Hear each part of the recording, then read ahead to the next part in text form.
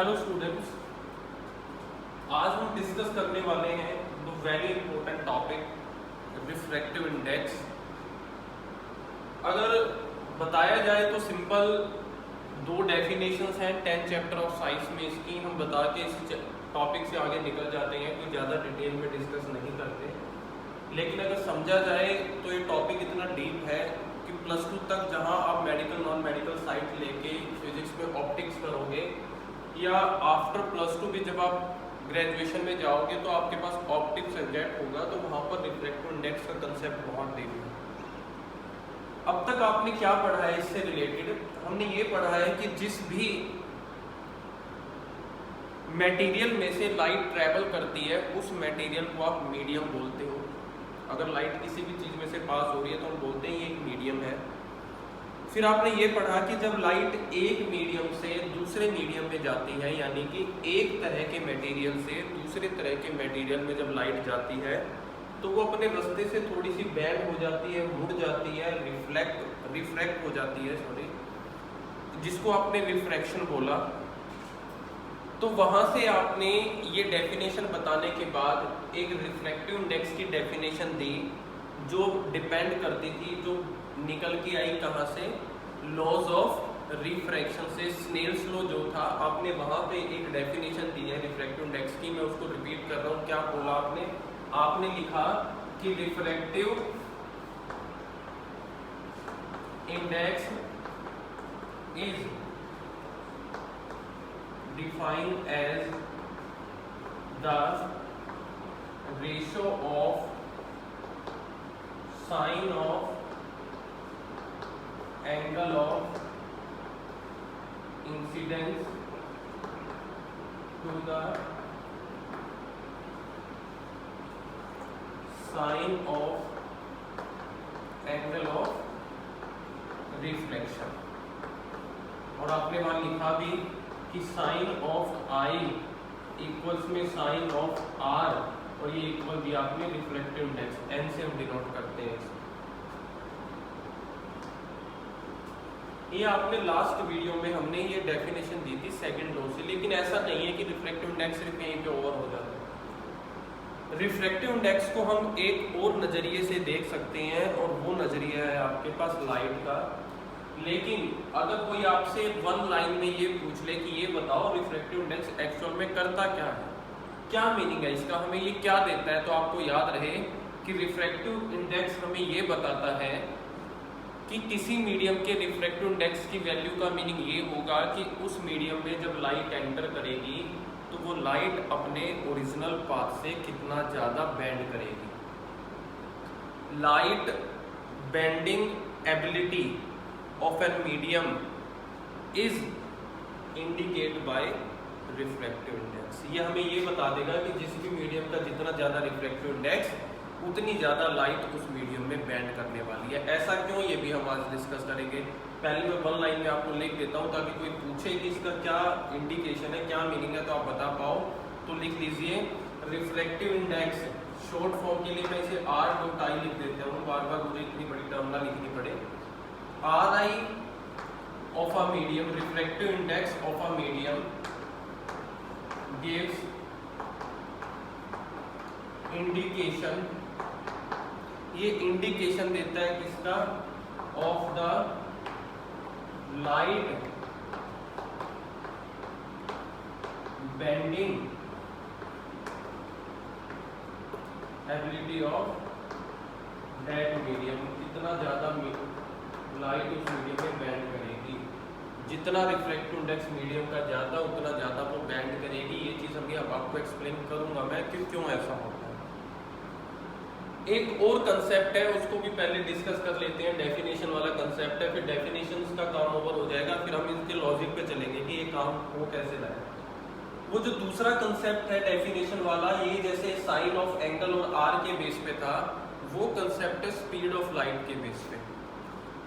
Speed of light के according light जो है एयर में ट्रैवल कर रही है, वैक्यूम में ट्रैवल कर रही है, किसी मीडियम में ट्रैवल कर रही है, वाटर में कर रही है, ग्लास में कर रही है।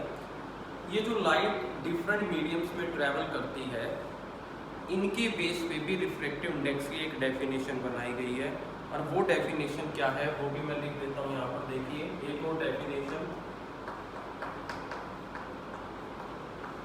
Refractive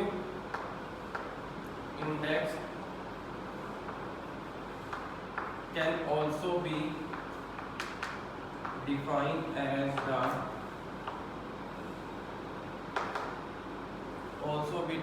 as the ratio of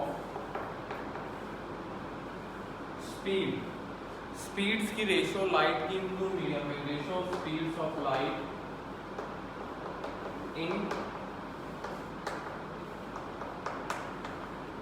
to mediums.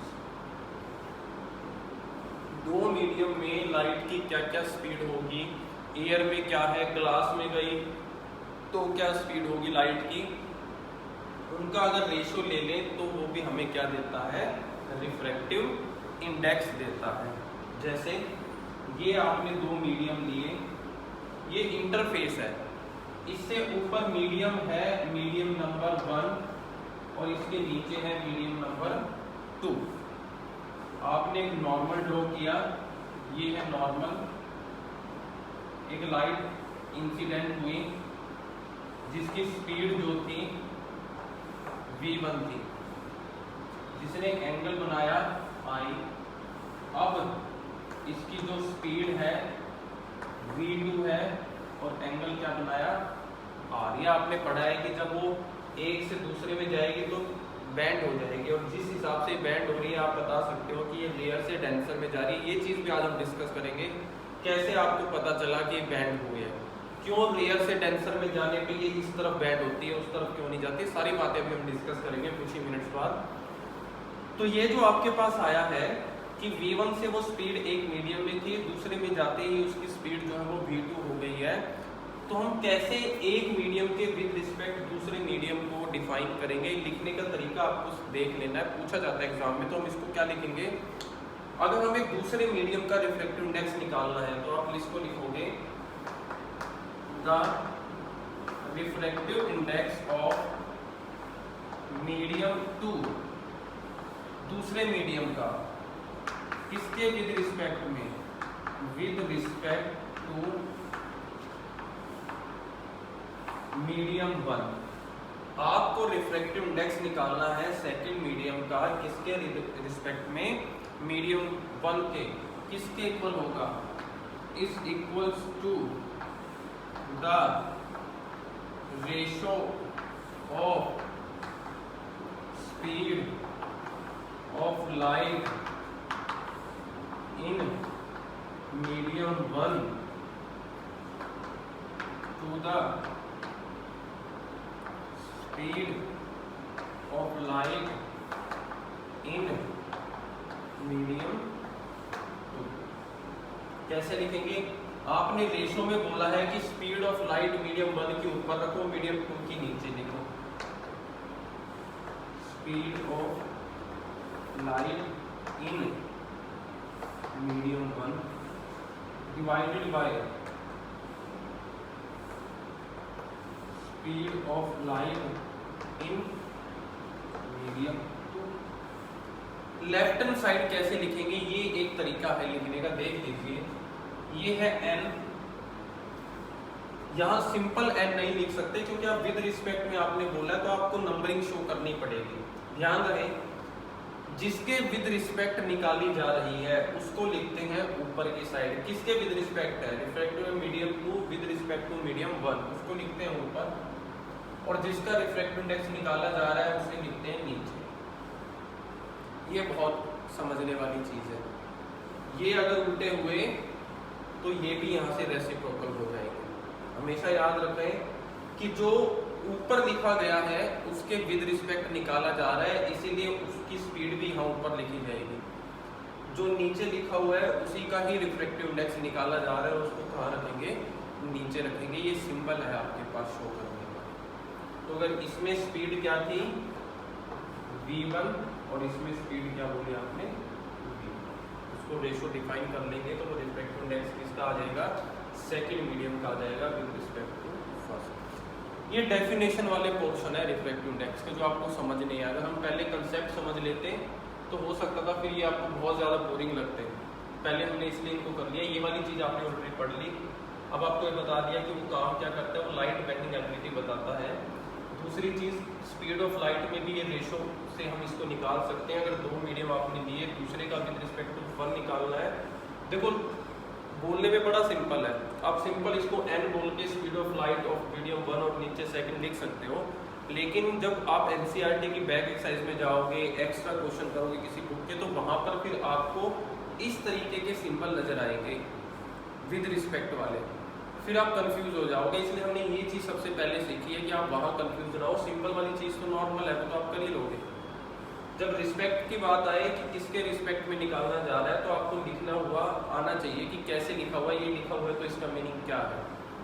हो सकता है आपको ये साइड ना दे, यहाँ एयर लिख दें, यहाँ ग्लास लिख दें, तो आपको पता होगा कि यहाँ एयर लिखा हुआ है तो ऊपर वैल्यू एयर की आएगी, नीचे वैल्यू ग्लास की आएगी। लेकिन रिफ्रैक्टिव इंडेक्स किसका निकलेगा, ग्लास का, जो नीचे लिखा हुआ है। ये बातें आपको अच्छे से क्लियर होनी चाहिए।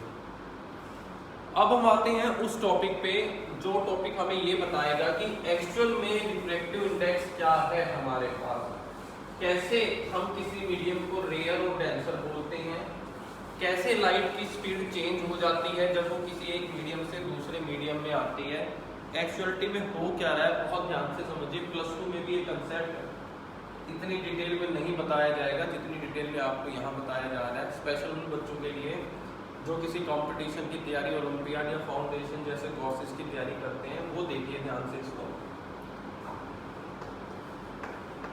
रिफ्रैक्टिव इंडेक्स का एक और नाम भी है हमारे पास, वो है ऑप्टिकल डेंसिटी। रिफ्रैक्टिव इंडेक्स को हम ऑप्टिकल डेंसिटी भी बोलते हैं। अब मैथ के आप लोग स्टूडेंट हो, डेंसिटी वर्ड से आप बहुत अच्छी तरीके से वाकिफ हो कि जब भी डेंसिटी वर्ड आता है आपके माइंड में एक बात आ जाती है, मास पर यूनिट वॉल्यूम। लेकिन ये चीज़ आपने आज तक गलत पढ़ी। डेंसिटी का मीनिंग कभी भी मास बाय वॉल्यूम नहीं होता। अब तक आप रट्टा मारते आए हो, रट्टा मारते आए हो। अगर मुझे मास बाय वॉल्यूम करना है तो उसका जो सही नाम होगा वो होगा मास डेंसिटी। ओनली अगर डेंसिटी लिखा हुआ है तो इसका मीनिंग होता है क्वांटिटी बाय वॉल्यूम, कि जिस भी क्वांटिटी की आप डेंसिटी निकालना चाह रहे हो उसको वॉल्यूम से डिवाइड कर दो। अगर आपने मास लिख दिया, मास डेंसिटी है तो यानी कि मास बाय वॉल्यूम। फोर्स लिख दिया तो फोर्स बाय वॉल्यूम, ठीक है। एनर्जी लिख दिया तो एनर्जी बाय वॉल्यूम।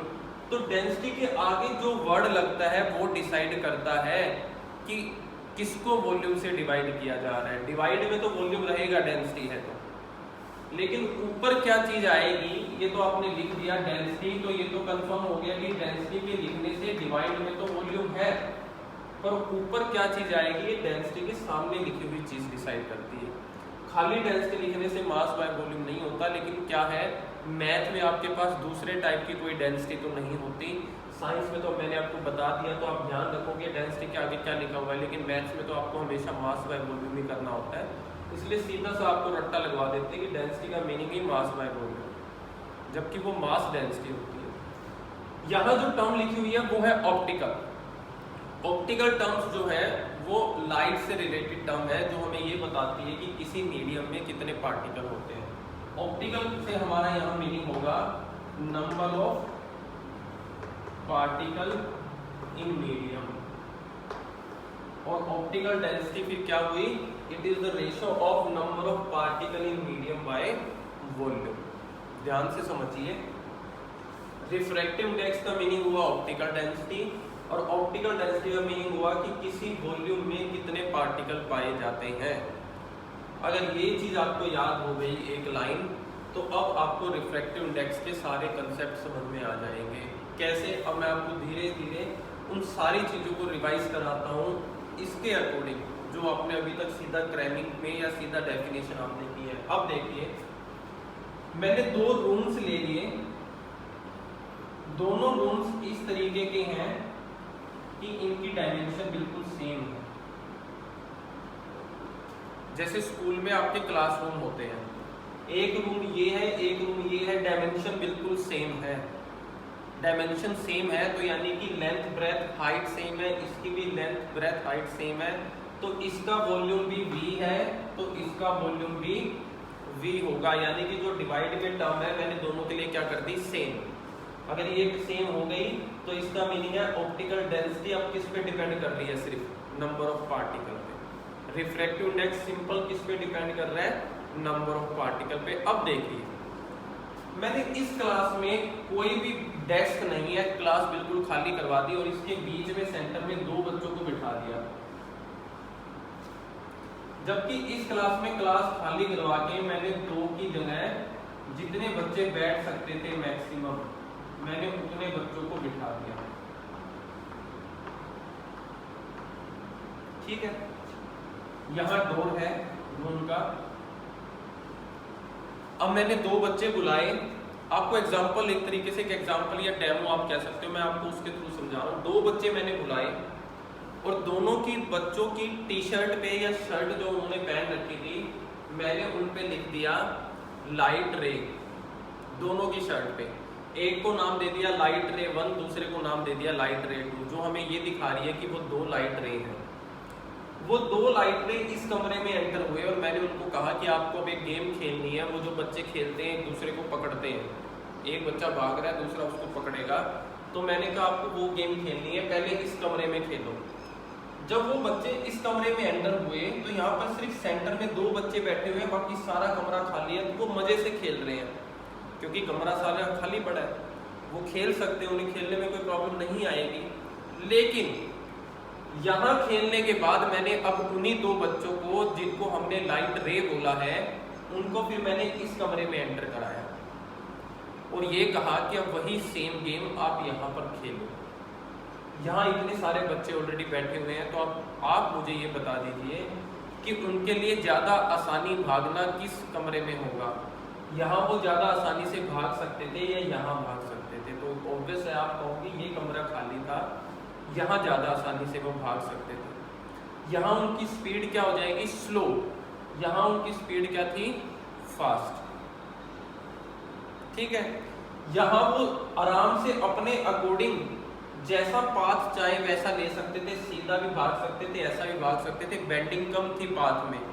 यहाँ उनके पाथ में बेंडिंग ज़्यादा आ जाएगी क्योंकि उन्हें बच्चों को बचाते हुए भागना है। ये बात आपको आगे समझ में। अब इस चीज़ को रिलेट करते हैं यहाँ से, ये सेम वॉल्यूम है और ये है number of particles in a volume. जिस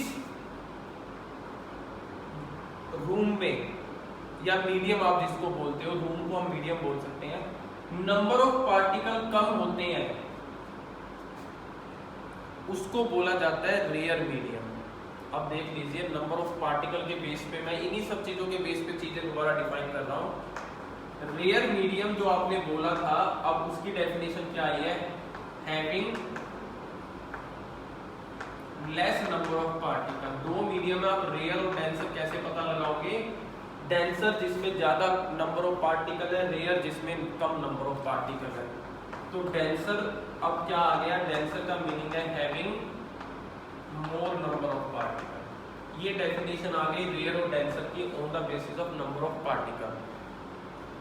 जिसमें कम नंबर ऑफ पार्टिकल है यानी कि जो रेयर मीडियम है उसमें लाइट बहुत फास्टली ट्रेवल कर रही है एज कंपेयर टू डेंसर, आप देख सकते हैं, और बैंड भी कम हो रही है। तो एक चीज जो आपको याद रखनी है वो ये। अब देखिए यहाँ पार्टिकल कम, यहाँ पार्टिकल ज्यादा। अब मैं इस डब्बे को नाम दे देता हूँ रेयर मीडियम, इस डब्बे को नाम दे देता हूँ डेंसर मीडियम। अब हम मुझे एक सीधी सी बात बताओ, जब लाइट रे रेयर से डेंसर की तरफ जाएगी तो स्पीड कम होगी ज्यादा होगी, यहाँ से यहाँ जा रही है तो स्पीड कम होगी ज्यादा होगी, तो आप कहोगे स्पीड जो है वो कम हो जाएगी। अब आपको ये चीज क्लियर है कि वो कम होगी, क्योंकि आप ये कहोगे because number of particles in denser medium is high than number of particle in rare medium. तो लाइट जो है वो कम पार्टिकल से ज्यादा पार्टिकल में जा रही है, उसके रास्ते में अब ज्यादा रुकावटें आएंगी, इसलिए उसकी स्पीड क्या हो जाएगी, लो।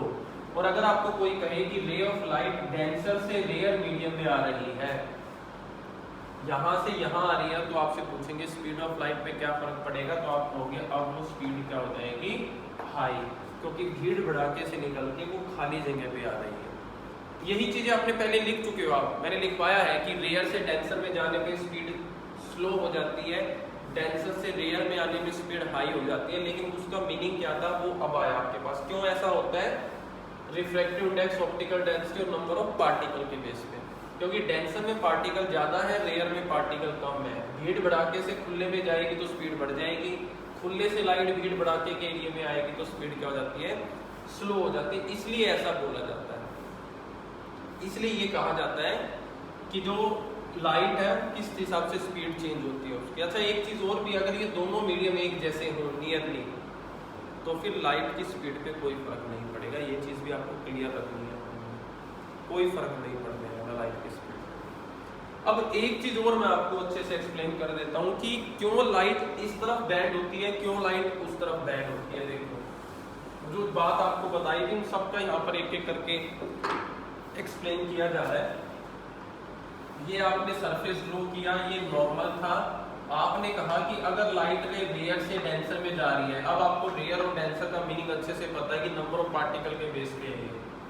तो आप ये देखो, ये है इंसिडेंट रे, ओरिजिनल यहां से जानी थी, कब ये ऐसे जाएगी कब ये ऐसे जाएगी। एक चीज हमेशा याद रखना, ये जो नॉर्मल है इसको हम स्टॉपिंग पॉइंट भी बोलते हैं। अगर लाइट को रुकना है, लाइट को जो है मूव नहीं करना चाहती, लाइट चाहती है कि मैं बहुत भाग ली, अब थोड़ा सा रेस्ट करूं, जीरो पे आ जाऊं, तो वो हमेशा स्टॉपिंग पॉइंट की तरफ जाएगी। ये आपको माइंड में याद रखना है कंसेप्ट समझने के लिए कि नॉर्मल जो है वो स्टॉपिंग पॉइंट है। अब देखिए, रेयर से डेंसर जाने में स्पीड क्या हो रही है, लेस, कम हो रही है। तो कम का मीनिंग ये है कि अगर पहले 5 मीटर पर सेकंड की स्पीड है, तो कम का मीनिंग है अब वो कम होगी किसकी तरफ जा रही है, जीरो की तरफ जा रही है, कम होती जा रही है। तो कम होती जा रही है, तो ये ओरिजिनल लाइट थी। आपको पता अगर लाइट को कम होना है, स्पीड कम होनी है, रेस्ट की तरफ जाना है, तो किस तरफ जाएगी, स्टॉपिंग पॉइंट की तरफ। और स्टॉपिंग पॉइंट तो नॉर्मल पे है, तो इसलिए वो किस तरफ बैंड हो जाती है, इस तरफ बैंड हो जाती है, बैंड टुवर्ड्स द नॉर्मल। कब, जब रेयर से डेंसर में जा रही है। लेकिन अगर इसको कर दूं डेंसर और इसको कर दूं रेयर, अब लाइट को कम नहीं होना, अब लाइट की स्पीड बढ़नी है। तो जब लाइट की स्पीड बढ़नी है तो वो स्टॉपिंग पॉइंट से दूर जाएगी, पास क्यों आएगी। तो ये ओरिजिनल रे थी, इससे स्पीड बढ़नी है तो वो इस तरफ नहीं जाके अब वो किस तरफ जाएगी, band away from the normal. ये डिफरेंस आपको याद रखना है। कम पार्टिकल से ज्यादा पार्टिकल में आ रही है, स्पीड कम हो रही है, वो स्टॉपिंग की तरफ इस तरफ बढ़ना शुरू होगी। ज्यादा पार्टिकल से कम की तरफ जा रही है, स्पीड बढ़ेगी तो ओरिजिनल से उस तरफ जाएगी। ये रीजन है कि क्यों वो बैंड होती है टुवर्ड्स नॉर्मल और क्यों बैंड होती है अवे फ्रॉम द नॉर्मल। तो आपने सारी चीजें पढ़ ली कि रिफ्लेक्टिव इंडेक्स को डेंसिटी के बेस पे ऐसे एक्सप्लेन किया जाता है। वैसे ये चीज मैंने ऑलरेडी एक्सप्लेन करनी थी, फिर भी कमेंट्स आए हुए थे वीडियोस पे यूट्यूब पे कि डेंसिटी के बेस पे हमें रिफ्लेक्टिव इंडेक्स को समझाया जाए। तो डेंसिटी के बेस पे रिफ्लेक्टिव इंडेक्स ऐसे समझाया जाता है, नंबर ऑफ पार्टिकल्स के बेस पे। जिस मीडियम में पार्टिकल कम, तो रेयर मीडियम, पार्टिकल ज्यादा, डेंसर मीडियम। कम पार्टिकल से ज्यादा में लाइट आएगी, स्पीड कम हो जाएगी, ज्यादा से कम में जाएगी, स्पीड हाई हो जाएगी। स्पीड कम हो रही है तो वो नॉर्मल की तरफ जाएगी, क्योंकि नॉर्मल स्टॉपिंग पॉइंट हम इसको बोलते हैं समझने के लिए इस चीज को। दूर जा रही है तो स्पीड जो है इसका मतलब क्या हो रहा है, हाई हो रही है। ये था कंसेप्ट आपके पास। इस कंसेप्ट के अलावा एक दो डेफिनेशंस आपको और लिखी दिखाई देंगी, है तो रिफ्लेक्टिव इंडेक्स की ही, लेकिन उनके नाम कुछ ऐसे हैं कि आप सोचने पे मजबूर हो जाओगे, एग्जाम में आएगा कि ये चीज हमने कहां पढ़ी है। दो नाम है, एक है relative reflective index, relative refractive index, और दूसरा नाम है एब्सोल्यूट रिफ्रैक्टिव इंडेक्स। ये दो डेफिनेशन और पूछ ली जाती है कि रिलेटिव रिफ्रैक्टिव इंडेक्स क्या होता है या फिर एब्सोल्यूट रिफ्रैक्टिव इंडेक्स क्या होता है। देखिए ये आपको पता है कि लाइट एक मीडियम से दूसरे मीडियम में तो जाएगी तभी तो रिफ्रैक्शन होगा। अगर लाइट दो मीडियम में जा रही है, एक से दूसरे में जा रही है, मैं समझा देता हूं पहले आपको। ये मीडियम एक है, यहां से लाइट गई दूसरे में। ये जो मीडियम है ये कोई भी मीडियम हो, सिर्फ क्या नहीं होना चाहिए, वैक्यूम नहीं होना चाहिए और एयर। पहला जो मीडियम है जिसमें से लाइट जा रही है, हम ये कह सकते हैं कि जिसमें से भी लाइट जा रही है और जहां जा रही है उनमें से कोई भी मीडियम वैक्यूम और एयर ना हो, तो उस रिफ्रैक्टिव इंडेक्स की रेशो को हम क्या बोलते हैं, रिलेटिव रिफ्रैक्टिव इंडेक्स।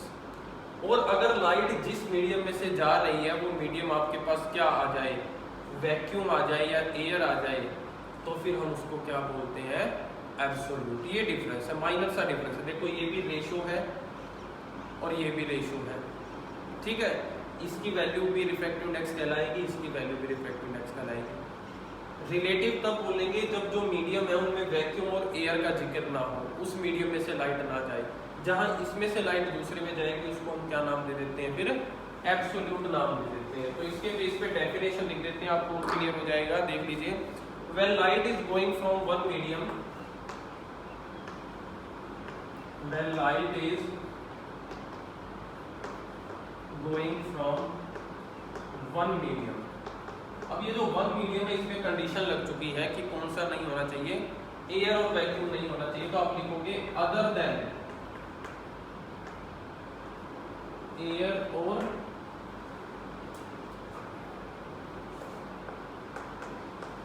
वैक्यूम, कि जिस मीडियम में से जा रही है वो एयर और वैक्यूम के अलावा कुछ भी हो और किसी दूसरे मीडियम में एंटर कर जाए, अनदर मीडियम, तो आप उसको क्या बोलोगे, then value of refractive index, then value of refractive index is called, क्या ये नई टर्म आपके पास निकल के, रिलेटिव रिफ्रैक्टिव इंडेक्स। और इसमें क्या लिखोगे, when light is going from one medium, और ये जो वन मीडियम है ये क्या होना चाहिए आपके पास, इस केस में जो वन मीडियम है वो वैक्यूम होना चाहिए आपके पास। आप सीधा भी लिख सकते हो, when light is going from vacuum to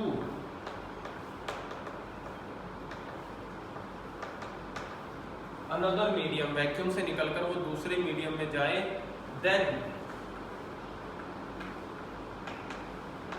value of refractive index is known as absolute refractive index. दो डेफिनेशन जो आपको बता होनी चाहिए, दोनों मैंने बोर्ड पे लिख दी, आप उतार सकते हो। अगर सिंपली आपको कहे कि कोई सारी चीजें छोड़ो, इतने कंसेप्ट में क्या घुसना, हमें तो ये बता दो कि रिफ्रैक्टिव इंडेक्स का सिंपल क्या फॉर्मूला होता है। अगर एग्जाम में निकालना आ जाए तो रिफ्रैक्टिव इंडेक्स किसी मीडियम का, refractive index of a medium, simple formula जो होता है जो आप बुक्स में पढ़ोगे वो ये होता है कि speed of light in air और वैक्यूम, एयर या वैक्यूम में जो स्पीड ऑफ लाइट है उससे डिवाइड कर दो speed of light in medium. ये सिंपल फॉर्मूला। तरह तरह के हमारे पास मीडियम है, बहुत सारे मीडियम्स हैं हमारे पास जिनमें से लाइट पास होती है। तो किसका रिफ्रैक्टिव इंडेक्स सबसे कम है, किसका सबसे ज़्यादा, एक टेबल है पूरी जो आती है, लेकिन सारी टेबल आपको याद करने की नीड नहीं है। मैं आपको हाईएस्ट और लोवेस्ट बता देता हूँ कि सबसे कम रिफ्रैक्टिव इंडेक्स किसका है। लोवेस्ट रिफ्रैक्टिव इंडेक्स जो है वो एयर और वैक्यूम का बोला जाता है, दोनों नियरली सेम मीडियम होते हैं ये। तो एयर और वैक्यूम इसकी वैल्यू होती है 1.0003। कोई यूनिट नहीं होती रिफ्रैक्टिव इंडेक्स की, क्योंकि ऊपर की स्पीड नीचे भी स्पीड सेम क्वांटिटी है, कैंसिल आउट हो जाती है। तो आपको याद रखना है कि सबसे कम रिफ्रैक्टिव इंडेक्स एयर और वैक्यूम का है। इनके साथ अगर कोई दूसरा मीडियम आपको दे दिया तो आपको अंडरस्टूड होना चाहिए ये मीडियम क्या है, रेयर मीडियम है, क्योंकि इनका रिफ्रैक्टिव इंडेक्स कम है। हाईएस्ट रिफ्रैक्टिव इंडेक्स जो है वो किसका होगा, वो होता है डायमंड का, जिसकी वैल्यू है 2.4। इसका मतलब ये है डायमंड के अंदर लाइट की स्पीड सबसे कम होगी, क्योंकि डायमंड का रिफ्रैक्टिव इंडेक्स सबसे ज्यादा है, यानी कि इसके अंदर नंबर ऑफ पार्टिकल सबसे ज्यादा है। एक क्लास में जहां 50 बच्चे बैठ सकते थे मैंने 100 बिठा दिया, और अब बच्चों को भागने के लिए बोला तो बच्चे भाग नहीं पाएंगे, जहां पैर रखेंगे वहीं पैर फंस जाएगा बच्चों की टांगों में, ठीक है। तो इसलिए डायमंड में स्पीड क्या रहेगी, सबसे कम। यही रीजन है डायमंड चमकता है, जब लाइट उसके अंदर आ जाती है तो लाइट उसके अंदर फंस जाती है, नियरली बहुत स्लो स्पीड हो जाती है, जिसकी वजह से हमें डायमंड जो है वो चमकता हुआ नजर आता है। तो क्या फर्क दिखाई दिया हमें, ये फर्क दिखाई दिया कि रिफ्रैक्टिव इंडेक्स जो है मीडियम के नेचर पे डिपेंड करता है। अगर नेचर में पार्टिकल ज़्यादा है, नेचर डेंस है, तो रिफ्रैक्टिव इंडेक्स की वैल्यू ज़्यादा। अगर नेचर रेयर है, नेचर में पार्टिकल कम है, तो रिफ्रैक्टिव इंडेक्स की वैल्यू क्या हो जाती है, कम हो जाती है। तो हमेशा याद रहे। और अगर कोई ऐसे मीडियम ले लिए जिनमें रिफ्रैक्टिव इंडेक्स की वैल्यू नियरली सेम हो, तो वहाँ पर बेंडिंग नहीं होगी। कंप्लीट टॉपिक था रिफ्रैक्टिव इंडेक्स और स्पीड ऑफ लाइट का जो रिलेशन था हमने कंप्लीट किया। इससे ज़्यादा डिटेल में रिफ्रैक्टिव इंडेक्स आपको नहीं समझाया जा सकता। +2 लेवल पे ये बताया गया, +2 वाले बच्चे को भी इससे ज़्यादा नहीं एक्सप्लेन किया जाएगा। तो आपने अच्छे से इस वीडियो को एक बार और देख लेना रिपीट करके। अगर आपको ये चीज़ जो है वो नहीं समझ में आई, कोई चीज़ दोबारा देखनी, तो इसको अच्छे से समझिए, कंसेप्ट को समझिए एग्जाम्पल के थ्रू। और इस वीडियो को ज़्यादा से ज़्यादा लोग देख सके रिफ्रैक्टिव इंडेक्स के लिए, उसमें आपने वीडियो को शेयर करना है और चैनल को सब्सक्राइब कर लें, ताकि जो ऐसी टर्में हैं रिफ्रैक्टिव इंडेक्स जैसी, वो अच्छे से एक्सप्लेन हो सके बच्चों को।